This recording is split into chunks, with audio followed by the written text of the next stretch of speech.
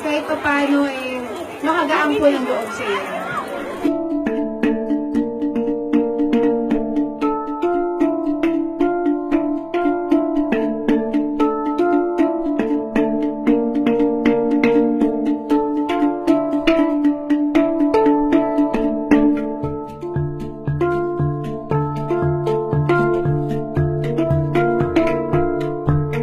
Maraming salamat kay Angel Oxel.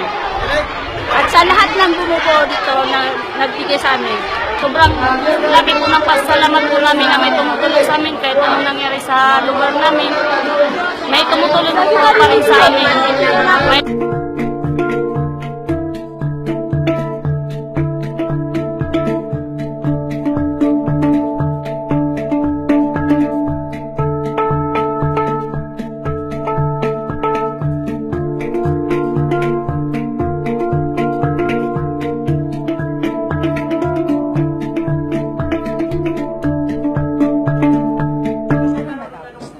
Para makabalik na sila sa mga nakapagsimula. Hindi lang naman ang lagi kong naririnig na